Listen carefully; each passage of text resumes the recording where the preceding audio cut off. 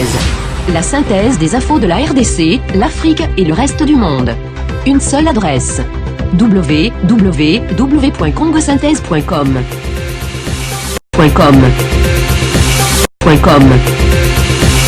Nikki Haley démissionne à la surprise générale.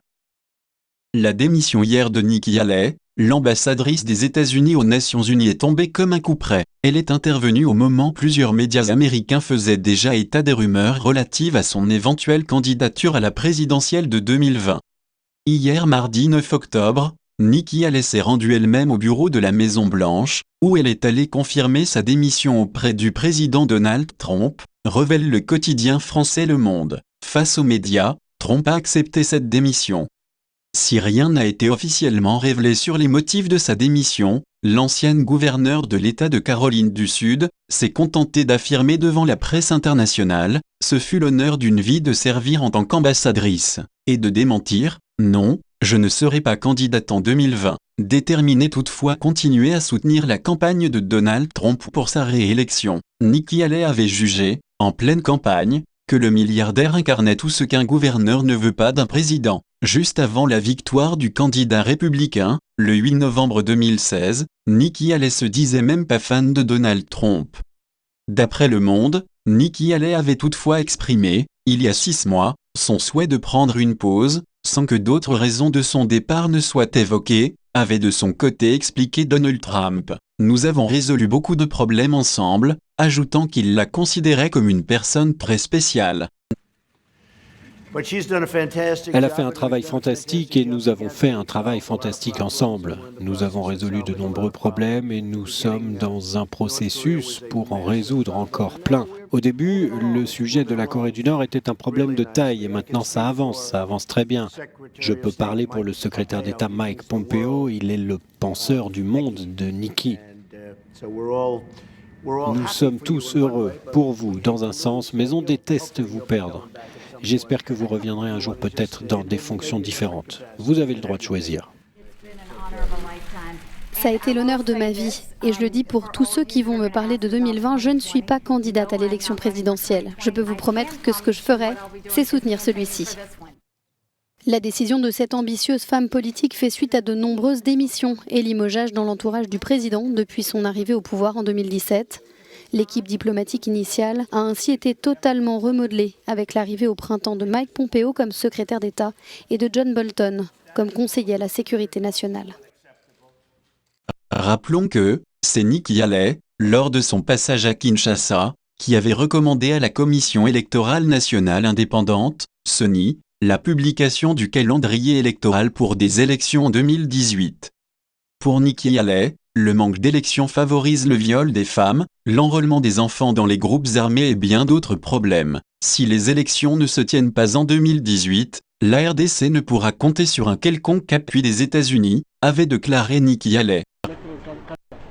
So our reason for coming to CENI is because they're a very important body. They are the ability, they have the Voilà, ability donc nous to sommes help. venus rencontrer la Commission électorale nationale indépendante parce que c'est un organe important dans la tenue des élections dans ce pays. Et ça a été tout à fait clair en discussion avec le président ainsi que toute son équipe, de montrer que chaque jour qu'une élection n'est pas tenue dans ce pays, c'est une femme qui se fait violer, c'est des enfants qui sont enrôlés dans l'armée et c'est des jeunes filles qui connaissent des grossesses non désirées. Et donc il est important que nous puissions organiser des élections en 2018. Et cela ne sera possible que si toutes les parties prenantes aux élections donnent leur appui au processus. Il s'agit donc des évêques qui doivent également soutenir que les élections se tiennent en 2018, mais également les partis politiques. Mais le président de la République doit également dire que les élections doivent être organisées en 2018. Ce n'est que la seule voie issue pour la tenue des élections libres, c'est que toutes les parties prenantes y mettent la main à la pâte. Nous n'appuierons pas du tout, de quelque manière que ce soit un calendrier électoral, si ce calendrier ne spécifie pas clairement que les élections se tiendront pas plus tard que 2018. Voilà donc tout à fait clair que ça ne serait pas une démocratie si les pays continuent à tolérer que les populations souffrent, que les enfants soient violés, que les enfants soient enrôlés dans les armées. Et c'est important que nous puissions donc réitérer ce message et nous allons nous allons appuyer ce processus si un calendrier réaliste est mis au point et nous allons faire savoir cela à toutes les parties prenantes, que ce soit l'opposition, les évêques, mais également les présidents de la République, pour que ce message soit clairement donné afin que la démocratie que la population attend, ainsi que les élections qui pourront amener une situation apaisée dans le pays, sont effectivement organisées.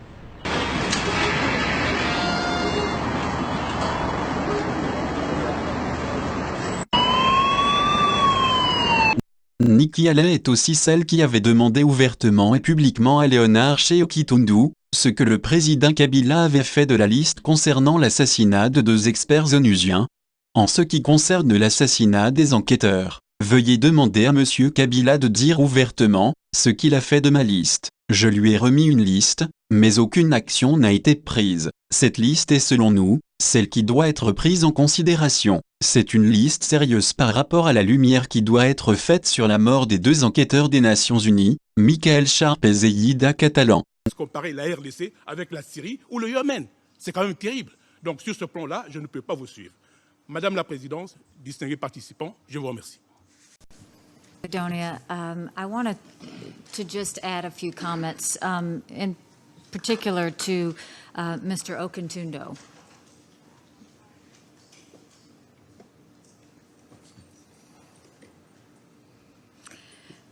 So the one thing I want to say is that you had made a comment that people have to visit Congo to understand it. I did visit it. I did see it. And I did hear the people. You have an international community that wants to help you. You have an international community that has just spent hours here talking about how we go forward. And you have an international community that really wants to see free and fair elections. I understand your frustration and your reasons for getting angry earlier, but I will say this. In reference to the deaths, please ask Mr. Kabila what he did with my list. I gave him a list and no action has been taken. That list is what we know needs to be looked at, and it is a serious list in reference to the deaths of those 2 people. Secondly, when you say you're tired of how people talk about the Democratic Republic of Congo, there's no joy in being able to talk about the Democratic Republic of Congo. But for the good of the people, I spoke to the people in and out of the camps. These people want a good life. They want a good quality of life. They want to be able to express themselves without having to worry about if they protest, whether they're going to have ammunition fired at them or whether they're going to be harshly treated. And so while you are upset about feeling negative comments towards the DRC, I will tell you, instead of voicing your frustration, we would appreciate good actions by the DRC to make sure they're listening to their people and they're working with CENI and the regional partners to have... Congo Synthèse. La dernière pression de Nikki Haley sur le gouvernement congolais était concernant le processus électoral. L'ambassadrice américaine aux Nations Unies voulait savoir si les mesures prises par le gouvernement congolais étaient faisables, réalistes et nécessaires. La dernière pression de Nikki Haley sur le gouvernement 118 days away from Election Day. That's less than 4 months for the government to finish organizing free, fair, and credible elections. Fortunately, we have already reached an important milestone. President Kabila did not register as a presidential candidate before the deadline, guaranteeing that he cannot legally stand for re-election or legitimately serve as president past January 2019. The United States welcomes reports of President Kabila's intent not to seek a 3rd term. This is an important step towards a peaceful transition of power. History will look favorably on President Kabila's decision if it culminates in free, fair, and credible elections that translate into a lasting democracy for the Congolese people, a legacy that we hope he earns in the coming months. While we recognize progress, we cannot deny the red flags and unanswered questions that remain. With less than 4 months to go, how will CENI transport elections materials to more than 90,000 polling places? Will there be enough voting machines, or will authorities extend voting by days or even weeks? Can the authorities recharge voting machines with only a 12-hour battery life? Have election organizers widely tested the machines? Will voters, many of whom have never used a touchscreen, know how to use them? Are organizers preparing paper ballots as a backup if the electronic voting machines fail? These questions raise problems, but there are solutions. The Congolese authorities should permit MONUSCO to provide logistics, and MONUSCO has already the available assets that the mission is ready and willing to deploy. The Congolese authorities should also let voters use paper ballots. This is a trusted, tested, transparent, and easy-to-use voting method. The DRC can and should use the same operations that it successfully implemented in 2006 and in 2011, including with support from the United Nations. Paper ballots were good enough to get President Kabila elected, and they should be good enough as a fail-safe to elect his successor. I had the opportunity to meet with President Kabila last year. If he were here today, I would tell him that it is admirable that the DRC government wants to self-finance and self-support its elections. But is it doable? Is it realistic? Is it even necessary? It does not insult the DRC's sovereignty for CENI to accept logistical support from MONUSCO. Instead, the DRC is wasting precious resources to buy capabilities that are already available to them. Meanwhile, my government and others are devoting tens of millions of dollars in life-saving humanitarian assistance for their country. It is troubling that President Kabila and the CENI refused the assistance. We respect the DRC as a sovereign member state of the United Nations, but it can't help but raise suspicion when the Congolese government refuses the assistance that would help make free, fair, and credible elections a reality, but continue to take the humanitarian assistance that so many of us continue to give them.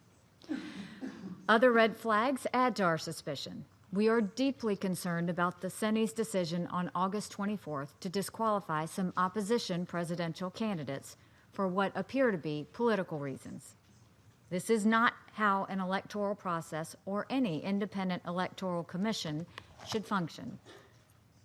We also praise those candidates who feel they have been unjustly disqualified for using the appeals process that was open to them. By abiding by the rules of the domestic process, opposition and civil society organizations further reinforce just how much independence DRC's National Independent Electoral Commission has lost during Mr. Nanga's tenure. The National Assembly president also continues to deny the wish of an opposition party to replace its CENI candidate in violation of the December 2016 St. Sylvester Agreement. The Minister of Justice continues to detain dozens of opposition members and civil society activists, again in violation of the St. Sylvester Agreement. There must be a political space for candidates to campaign, citizens to assemble, and opposition members to speak freely without fear. There can be no violence, intimidation, harassment, or silencing of the opposition. Political parties must be able to compete on a level playing field. We will never know the will of the Congolese people without an environment conducive to elections. We have 118 days. These problems are fixable. There is still enough time. The suspicions we have may come up to nothing. Ultimately, though, the Congolese government must choose. The hopes for self-determination of more than 80 million Congolese citizens are riding on the decisions that President Kabila and the CENI will make in days and weeks ahead. Now is the time for choosing. We ask them to choose support for MONUSCO, choose free, fair, and credible elections on December 23rd, choose a peaceful transition of power in January 2019, and by doing so, choose a better future for generations of Congolese to come. Thank you. I thank the representative of the United States for her statement. De sa part, la représentante spéciale du secrétaire général de l'ONU en RDC, Madame Leila Zerougui, a estimé lundi 27 août que le niveau de confiance devait encore être consolidé pour assurer la tenue paisible et crédible des élections du 23 décembre, et une transition pacifique du pouvoir, ce qui serait une première dans l'histoire de ce pays, a-t-elle indiqué depuis Kinshasa, où elle s'adressait en vidéoconférence au Conseil de sécurité réuni pour parler de la situation de la RDC. La chef de la MONUSCO a néanmoins reconnu des progrès tangibles en République démocratique du Congo, pour respecter les étapes critiques inscrites dans le calendrier de la CENI, alors que les préparatifs se poursuivent en vue de la tenue des prochaines élections présidentielles et législatives nationales et provinciales. Des progrès tangibles ont été enregistrés pour respecter les étapes critiques inscrites dans le calendrier de la Commission électorale nationale indépendante, a affirmé la représentante spéciale. La RDC, l'Afrique et le reste du monde. Une seule adresse. www.congosynthèse.com.